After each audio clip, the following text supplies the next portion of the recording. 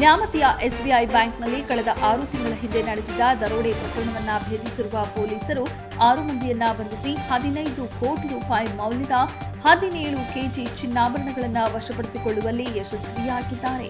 ತಮಿಳುನಾಡು ಮೂಲದ ವಿಜಯ್ ಕುಮಾರ್, ಈತನ ಸಹೋದರ ಅಜಯ್ ಕುಮಾರ್, ಇವರ ಭಾವ ಪರಮಾನಂದ ಹಾಗೂ ಸಹಚರರಾದ ಅಭಿಷೇಕ್, ಚಂದ್ರು, ಮಂಜುನಾಥ್ ಬಂಧಿತ ಆರೋಪಿಗಳಾಗಿದ್ದಾರೆ. ಕಳೆದ ವರ್ಷ ಅಕ್ಟೋಬರ್ 28ರಂದು ದಾವಣಗೆರೆ ನ್ಯಾಮತಿ ಎಸ್ಬಿಐ ಬ್ಯಾಂಕ್ನ ಕಬ್ಬಿಣದ ಕಿಟಕಿಯ ಗ್ರಿಲ್ ಅನ್ನು ಕತ್ತರಿಸಿ ಒಳನುಗ್ಗಿ ಅಲ್ಲಿದ್ದ ಸಿಸಿಟಿವಿ ಅಲಾರಂ ಮತ್ತು ಎಲ್ಲಾ ವೈರ್ಗಳನ್ನು ಕತ್ತರಿಸಿ ಕನೆಕ್ಷನ್ ತಪ್ಪಿಸಿದ್ದಾರೆ.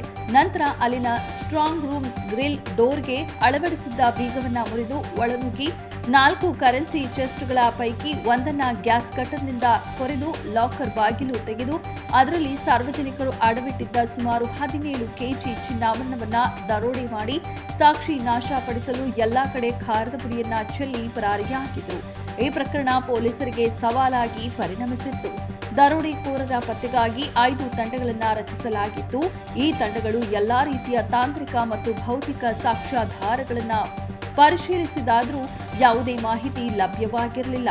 ಆರೋಪಿಗಳು ದರೋಡೆ ನಡೆಸಿದ ನಂತರ ಮೊಬೈಲ್ ಫೋನ್ಗಳನ್ನು ಬಳಸಿಲ್ಲ. ಹಾಗಾಗಿ ದರೋಡೆಕೋರರ ಪತ್ತೆ ಜಟಿಲವಾಗಿತ್ತು. ತದನಂತರದಲ್ಲಿ ಆರೋಪಿಗಳ ಮಹತ್ವದ ಸುಳಿವು ದೊರೆತಿದ್ದು, ಈ ಸುಳಿವಿನ ಆಧಾರದ ಮೇಲೆ ತನಿಖಾ ತಂಡಗಳು ಕಾರ್ಯಾಚರಣೆ ಮುಂದುವರೆಸಿ ತಮಿಳುನಾಡಿನ 2 ಸಹೋದರರು ಸೇರಿದಂತೆ 6 ಮಂದಿಯನ್ನ ವಶಕ್ಕೆ ಪಡೆಯುವಲ್ಲಿ ಯಶಸ್ವಿಯಾಗಿದ್ದಾರೆ. ಇನ್ನು ಈ ದರೋಡೆಕೋರರ ತಂಡ ಈ ಹಿಂದೆ ಯಾವುದೇ ಪ್ರಕರಣಗಳಲ್ಲಿ ಭಾಗಿಯಾಗಿಲ್ಲ.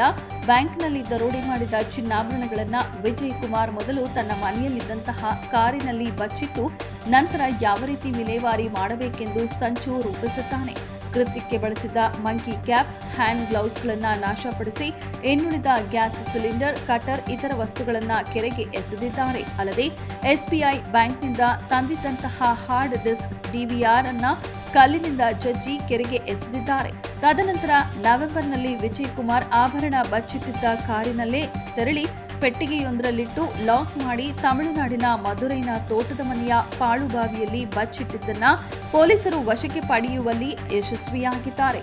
ದರೋಡೆ ಮಾಡಿದ ಆಭರಣಗಳ ಪೈಕಿ ಕೆಲವು ಆಭರಣಗಳನ್ನು ಬ್ಯಾಂಕ್ ಹಾಗೂ ಜ್ಯುವೆಲ್ಲರಿ ಅಂಗಡಿಗಳಲ್ಲಿ ಅಡವಿಟ್ಟು ಹಣವನ್ನ ಪಡೆದು ಸ್ವಲ್ಪ ಹಣವನ್ನ ದರೋಡೆಗೆ ಬಳಸಿಕೊಂಡಿದ್ದ ಮೂವರಿಗೆ ತಲಾ 1 ಲಕ್ಷ ಕೊಟ್ಟಿದ್ದಾನೆ.